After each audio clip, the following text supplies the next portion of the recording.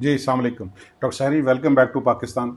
आप माशाल्लाह कोई 1.5 ईयर के बाद आयरलैंड से पाकिस्तान आई हैं। You been working here in our unit as a senior registrar और आपने हमारे साथ काम किया। You are wonderful, you are excellent, बहुत अच्छी क्लिनिशियन थी आप। और मैं जानना ये चाहता हूँ कि अब आप वहाँ पे एज ए रेस्पिरेटरी ट्रेनिंग के तौर पे गई हैं, क्या फ़र्क है वहाँ पे? नंबर वन, पेशेंट के बारे में कि एक पेशेंट जब हॉस्पिटल में एंटर होता है डिस्चार्ज होने तक, कैसे वो मुख्तलिफ है हमारे मरीजों से? और नंबर टू, वहाँ का सिस्टम कैसे डिफरेंट है, पर्टिकुलरली पल्मोनोलॉजी यूनिट्स का? वालेकुम अस्सलाम। Thank you very much sir, thank you for the compliments. वहाँ का सिस्टम डिफरेंट है यहाँ के सिस्टम से इन अ वे कि यहाँ पर तो अगर हमारे पास फॉर एग्जांपल ओपीडी में एक पेशेंट आता है तो उसको एक डॉक्टर देखते हैं, या फॉर एग्जांपल ईडी में आता है, वहाँ पर पहले ईडी के डॉक्टर्स एक मरीज़ को देख रहे होते हैं। फिर उसके बाद वो उनको अगर लगता है कि ये मरीज़ मेडिकल उसको एडमिशन चाहिए तो वो मेडिकल डॉक्टर्स को देते हैं।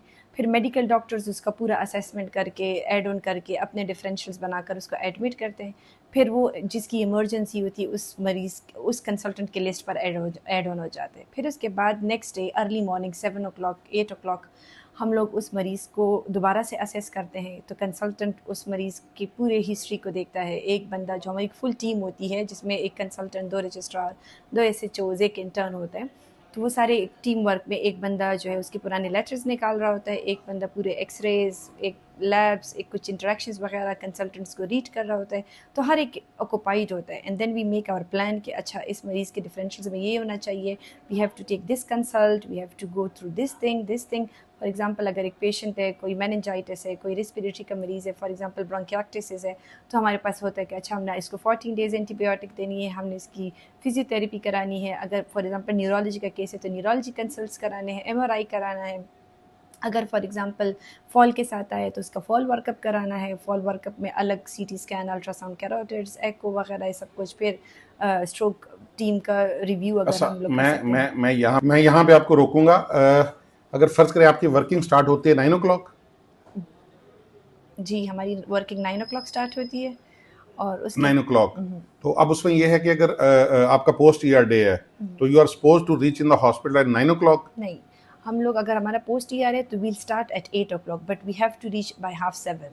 हाफ से ओ। हाँ, हाफ 7 हम आते हैं ताकि हम अपनी लिस्ट निकालें। We go through all the patients, we know that हम लोगों ने कौन से पेशेंट्स लेने हैं, दूसरी टीम ने कौन से पेशेंट्स लेने हैं, and then we like make our plans and then we start around at exact at 8 o'clock at that okay. On that day. और जो कंसल्टेंट है वो right from the beginning go to the patient और patient के ऊपर अपना round शुरू करता है या पहले उसका रिकॉर्ड देखा जाता है? नहीं नहीं, बिल्कुल भी नहीं।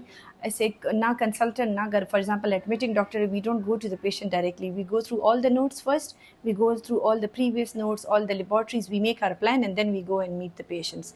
ऐसे नहीं होता कि हम डायरेक्टली पेशेंट के पास जाएं। ओके। और वहाँ के जो जैसे प्रोसीजर्स हैं, ब्रोंक हो गई, ईबस हो गई, या बाकी प्रोसीजर्स हो गए हैं, वहाँ पे कंसल्टेंट का जो एक डे होता है वो उस दिन वो लिस्ट कर रहा होता है और फिर उस दिन वो पेशेंट नहीं देखता? नहीं, ऐसे भी नहीं है। अगर फॉर एग्जांपल एक कंसल्टेंट की मंडे की लिस्ट है तो वो मंडे को अगर अर्ली मॉर्निंग हम राउंड कर रहे हैं तो he will ask another consultant to do a round on his behalf, क्योंकि Monday is a starting day of the week. तो इसमें पेशेंट को ओवर द वीकेंड कुछ भी हो सकता है, तो we have to go through all the patients and then वो खुद देखेगा, और अगर नहीं तो किसी और को रिक्वेस्ट करेगा। ऐसे नहीं हो सकता कि नहीं। और बाकी जो हमारे और दिनों के ब्रोंक्स है वो इवनिंग्स में इसीलिए रखें कि कंसल्टेंट मॉर्निंग में अपना राउंड करे, अपने पेशेंट्स को देखे और उसके बाद आगे जाए। अच्छा, एक पर्टिकुलरली जैसे लंग कैंसर हो गया या थोड़ी डिफिकल्ट केसेस हो गए, एक मल्टी डिसिप्लिनरी टीम का कॉन्सेप्ट है और आई होप कि इसके अंदर आयरलैंड के अंदर भी बहुत स्ट्रांग होगा। तो आपकी जो मल्टी डिसिप्लिनरी मीटिंग या मल्टी डिसिप्लिनरी टीम है वो कहाँ कहाँ पे किन किन डिजीज के लिए बैठती हैं और कितना फ्रीक्वेंट होती हैं? अच्छा, हमारे वीक में 3 डेज़ एमडीएम्स होते हैं। हमारे मंडे का जो एमडीएम होता है वो हम बहुत ही कॉम्प्लेक्स केसेस जो हम डबलिन के हॉस्पिटल्स के साथ डिस्कस करते हैं वो होता है। ऑनलाइन डिस्कशन हो रही वो होती है? ऑनलाइन डिस्कशन हो रही होती है। फिर हमारी ट्यूसडे को हमारी अपनी होती है डिपार्टमेंटल, और जो हमारे काउंटी के लिहाज से बेस्ड ऑन द काउंटी हमारे जो लंग कैंसर एमडीएम्स होते हैं, तो उसमें हमारे अपने हॉस्पिटल के रेस्पिरेटरी कंसल्टेंट्स, हमारे मेडॉन के कंसल्टेंट्स, रेडिएशन ऑन्कोलॉजी के कंसल्टेंट्स, साथ में जो हमारे छोटे और काउंटीज़ जो हमारे साथ लिंक्ड है उनके रेस्पिरेटरी फिजिशियंस, सब मिलकर एक एक पेशेंट को डिस्कस करते हैं, जिनकी ईबस होती है, जिनकी ईयूएस हुई होती है, जिनका सीटी गाइडेड बायोप्सी हुआ होता है, टू मेक अ प्लान कि हम लोग इसको क्या करेंगे, कि पैलिएट करेंगे, कीमोरेट करेंगे, सर्जिकल रिसेक्शन करेंगे, क्या प्लान होता है। तो वो होता है। फिर हमारी वेडनेसडे को होती है एक एमडीएम, जो एमडीएम हमारी होती है डिपार्टमेंटल एमडीएम। फॉर एग्जांपल हमने ओवर द वीक कोई कॉम्प्लेक्स केस देखा है, तो हम लोग उस मरीज़ का डिस्कशन जो है ना वो वेडनेसडे को वो करते हैं। फॉर एग्जांपल वेडनेसडे को हमारा रैपिड एक्सेस क्लिनिक होता है, तो अगर कंसल्टेंट रैपिड एक्सेस क्लिनिक में एक मरीज़ देख रहे हैं तो उससे पहले थोड़ा सा एमडीएम कर लेता है कि अच्छा हमने इस मरीज़ को क्या क्या प्लान करना है, तो हम कैसे उसको अप्रोच करें। The purpose of MDM is, एक तो मल्टी डिसिप्लिनरी टीम, एक ये कि शेयर्ड रिस्पॉन्सिबिलिटी आ जाती है एक बिल्कुल पेशेंट ठीक। के लिए, और पेशेंट को भी सेटिस्फेक्शन होती है कि एक मीटिंग के थ्रू हमारा ट्रीटमेंट डिसाइड हुआ होता है। So no one is blamed over anything, अगर गॉड फॉरबिड कुछ हो भी जाए, कुछ प्लान हो। एक्चुअली जो मैं समझ पाया हूँ ये है कि चूंकि वहाँ पे फाइनेंशियल सिस्टम जो तगड़े हैं और फाइनेंस का इतना इशू नहीं है, और एक पेशेंट्स को बहुत सारे लोग देख रहे होते हैं, और हमारे पास चूँकि पेशेंट बहुत सारे हैं, ह्यूमन रिसोर्सेज कम है, तो हमारा उतना वैसे देख नहीं पाते लोग उतना कि जितना उसको देखा जाना चाहिए।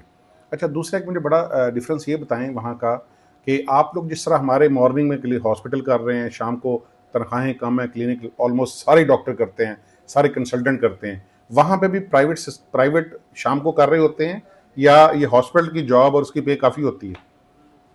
नहीं, प्राइवेट सिस्टम तो वहाँ पर बिल्कुल भी नहीं, आप अलाउड ही नहीं हो कि आप ओके। एक और जगह काम कर सको।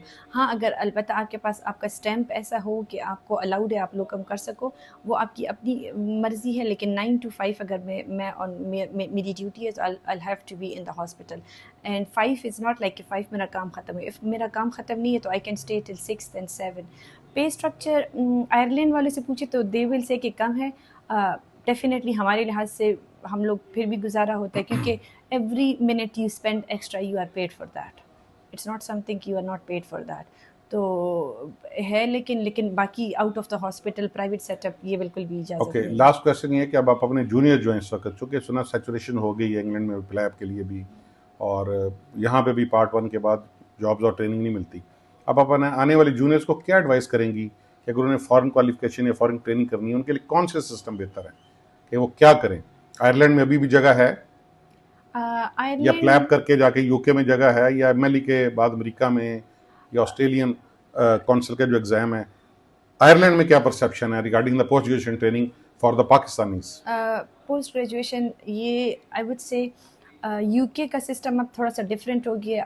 आई was talking to one of the consultant, he said कि ये होता है 2-3-4 साल के बाद फिर वापस ठीक हो जाएगा, मतलब ट्रेनिंग की अपॉर्चुनिटीज़ आ जाएंगी। आयरलैंड में पहले ये था कि बिल्कुल नहीं मिलती थी, अब है, मतलब थोड़ा सा स्ट्रगल है, but you eventually get into the training.